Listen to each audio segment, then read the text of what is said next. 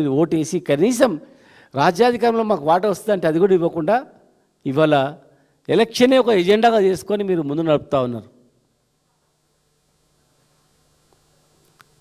42% కాదు కదా, 20% మించట్లేదు.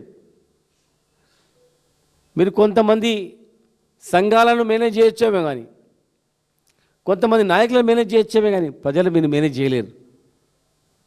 ఖచ్చితంగా కాంగ్రెస్ ప్రభుత్వం 70 సంవత్సరాల పైగా ఈ దేశాన్ని పరిపాలించి, కాంగ్రెస్ బీజేపీ పార్టీలు పరిపాలించి ఒక కేంద్రంలో ఒక మంత్రిత్వ శాఖ లేదు, ఈ దేశంలో ఒక బడ్జెట్ లేదు. సంవత్సరానికి 20,000 కోట్ల బడ్జెట్ ఇస్తానని చెప్పి ఎక్కడ ఏం లేదు. ఇచ్చిన హామీలన్నీ కూడా నెరవేర్చకుండా మోసం చేస్తున్నారు. కనుక ఒక బీసీలే కాదు, ఈ రాష్ట్రంలో ఉన్నటువంటి రైతు నుంచి మొదలుకుంటే బీసీ, ఎస్సీ, ఎస్టీ, ఓసీ అందరు కూడా మోసపోయారు. కనుక ఖచ్చితంగా ఈ పార్టీ బలపరిచినటువంటి వ్యక్తులు మీరు ఎవరు ఈ రాష్ట్రంలో ఓటేసినా వాళ్ళు అనుకుంటుండొచ్చు, రేపు గెలిచిన తర్వాత అందరిని సర్పంచ్లను మీకు 20 లక్షలు ఇస్తాం, 30 లక్షలు ఇస్తాం బడ్జెట్, మీరు రాండి కండగడుపుతే మీకు రిలీజ్ చేస్తాం, మీరు పెట్టిన ఖర్చులన్నీ వెళ్ళిపోతాయి, మీరు రాండి అని చెప్పి పిలుచుకొని వాళ్ళని కండవ కప్పి ఇగో సర్పంచ్లు అందరూ కూడా కాంగ్రెస్ పార్టీ గెలిచిందని చెప్పి చెప్పుకోవడానికి ప్రయత్నం చేస్తారేమో ప్రజలందరూ కూడా గమనిస్తూ ఉన్నారు. ఇది ఎక్కువ రోజులు నడవదు. మీకు బీఫామ్ లేనటువంటి ఎలక్షన్ని మేము 50% ఇస్తాం, 40% ఇస్తాం మేము అని అంటున్నారు. ఒక బీఫామ్ లేనటువంటి ఎలక్షన్కు మీరు ఎట్లా ఇస్తారు, ఎట్లా ప్రపోజ్ చేస్తారు? కాంగ్రెస్ పార్టీ మేము అడుగుతా ఉన్నాం. కాంగ్రెస్ పార్టీ మరి పిసిసి ప్రెసిడెంట్ గారు కూడా అన్నారు గతంలో 42% రిజర్వేషన్తోనే పోతాం, ఖచ్చితంగా దాంతో ఎలక్షన్ గెలిపిస్తాం, బడుగు బలహీన వర్గాలకు మేము వాటా ఇస్తామన్నారు. మరి ఏమైంది మీ హామీ? పిసిసి ప్రెసిడెంట్ గారు చెప్పాలి, ఖర్గే గారు చెప్పాలి, రాహుల్ గాంధీ గారికి ఈ భాష అర్థమవుతుందో లేదో వీళ్ళు ఏం చెప్తారు అక్కడ. దీన్ని ఒక ప్రజెంటేషన్ ఇస్తూ దేశంలో రాష్ట్రాన్ని ఒక మోడల్గా తీసుకోవాలని చెప్తా ఉన్నారు. తెలంగాణ రాష్ట్రాన్ని మోడల్గా తీసుకోవడం అంటే 20% ఇవ్వడమా? చెప్పండి. రాహుల్ గాంధీ గారి నోట కూడా పచ్చి అబద్ధాన్ని నిజమని చూపించి దేశానికి రోల్ మోడల్ అని చెప్తా ఉన్నారు. ఖచ్చితంగా బీఆర్ఎస్ పార్టీ మాత్రమే అన్ని వర్గాలకు, బీసీ, ఎస్సీ, ఎస్టీ, ఓసీ అన్ని వర్గాలకు ఈ రాష్ట్రాన్ని కాపాడేది మాత్రమే కేసీఆర్ మాత్రమే, బీఆర్ఎస్ మాత్రమే. ఒకవేళ పొరపాటున వాళ్ళ బలపరిచిన వ్యక్తికి మీరు ఓట్లేస్తే ఖచ్చితంగా రేపు జరగబోయేది ఇప్పటికే ఏ వర్గాల వాళ్ళని అడగండి, ఈ రాష్ట్రంలో ఇతర రాష్ట్రాల్లో పోయి అడగండి తెలంగాణ పరిస్థితి ఏం జరిగిపోయిందో. ఈరోజు మన రాష్ట్ర పరిస్థితి ఏమైంది? సరిగ్గా 2 సంవత్సరాల క్రితం ఈ రాష్ట్ర ఆర్థిక పరిస్థితి ఏంది, ఈ రాష్ట్రంలో ఉన్నటువంటి రైతుల పరిస్థితి ఏంది, ఈ రాష్ట్రంలో ఉన్నటువంటి బడుగు బలిగిన వర్గాల పరిస్థితి ఏమైంది?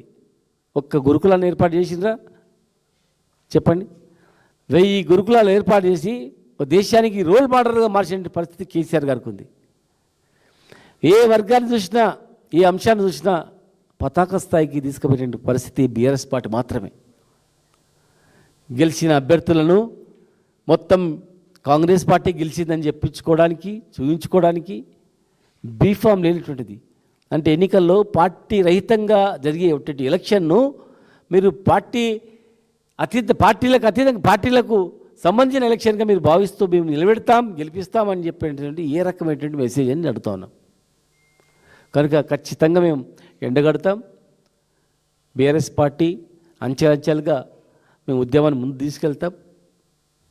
3,000 కోట్ల డబ్బు గురించి కుంటుపడుతుంది మన రాష్ట్రంలో గ్రామీణ ప్రాంతాలు కుంటుపడుతుంది, ఎలక్షన్ జరగాలని చెప్పి ఒక కిషన్ రెడ్డి గారు ఇండైరెక్ట్గా మాట్లాడితే నెక్స్ట్ డే మీరు అందుకొని ఎలక్షన్లు మేము పోతున్నామని చెప్పడం, దీనికి ఏం సంకేతం? మీరిద్దరు కూడా తోడు దొంగలే.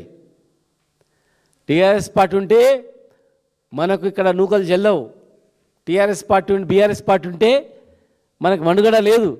మన ఇద్దరం కలిసి ఇక్కడ బీఆర్ఎస్ పార్టీని బదనాం చేయాలనే కుట్రలో బాగానే మీరు ఈ ఎలక్షన్కు పోతా ఉన్నారు. 3,000 కోట్లు ఒక్క లిక్కర్ పాలసీ ద్వారా మీకు ఒకటే ఒక రోజు వచ్చింది 3,000 పాలసీ 3,000 కోట్లు. మీరు అనుకుంటే ఈ 3,000 కోట్లు గ్రామీణ ప్రాంతాల్లో వచ్చిన డబ్బేది. గ్రామీణ ప్రాంతాల్లో చెమటొడిచి కష్టపడి సంపాదించిన డబ్బుతోనే వచ్చినటువంటి ఈ బడ్జెట్ ఒకటి రోజులో వచ్చినటువంటిది. నిజంగా గ్రామీణ ప్రాంతాలు అభివృద్ధి చేయాలనుకుంటే ఆ రోజు ఒక రోజు వచ్చినటువంటి దరఖాస్తులు అమ్మితే వచ్చినటువంటి 3,000 కోట్లతో గ్రామీణ ప్రాంతాలకు మీరు ఇవ్వచ్చు. కానీ కేవలం అభివృద్ధి సాకుతో బీసీలను బొందబెట్టాలని చెప్పి రాజకీయంగా అణిచివేయాలని చెప్పి ఇలా మీరు ఎలక్షన్లో పోతూ ఉన్నారు. ఇలా ఒక బీసీలే కాదు, ఒక ఎస్సీ ఎస్టీలే కాదు, గ్రామాన్ని కాపాడిన రైతులు కూడా ఇలా సిద్ధంగా ఉన్నారు. ఖచ్చితంగా ఇది సింబల్ ఎలక్షన్ కనుక మీరు దీని తర్వాత చేయబోయేది మేము ఇదే చెప్తున్నాం. కాంగ్రెస్ పార్టీ సర్పంచ్ ఎలక్షన్ తర్వాత ఈ జిల్లాలో 70%, ఈ జిల్లాలో 80% కాంగ్రెస్ పట్టం కట్టింది. ఇగో సర్పంచులు అందరూ కూడా కాంగ్రెస్ పార్టీ కండ వేసుకున్నారని చెప్పి పెద్ద పెద్ద లాంగ్ ఫోటోలు చూపించి జిల్లాల వారీగా పెద్ద ఎత్తున కాంగ్రెస్ పార్టీ విజయం అని చెప్పి ముందుకు పోవాలని ప్రయత్నం చేస్తూ ఉన్నారు. దీన్ని ఎవరు కూడా విశ్వసించరు. మీరు నిజంగా ఈ ప్రభుత్వానికి నిజాయితీ ఉంటే, మహిళల పట్ల గౌరవం ఉంటే, మహిళలకు ఇచ్చినటువంటి ప్రతి మహిళకు ఇంట్లో 2,500 పెన్షన్ ఇస్తామన్నారు. తాతకు వస్తే అవ్వకు కూడా 4,000 పెన్షన్ ఇస్తామన్నారు. మీరు ఇచ్చి ముందుకు పోవాలి తప్ప ఏం లేదు. అక్కలారా మేము కొట్లాడుతూ ఉన్నాం. ఇవాళ చీరలు ఇస్తూ ఉన్నారు. ఏ రాష్ట్రంలో కాంగ్రెస్ పార్టీ చీరలు ఇస్తుందా చెప్పండి? ఇక్కడ ఇస్తుంది.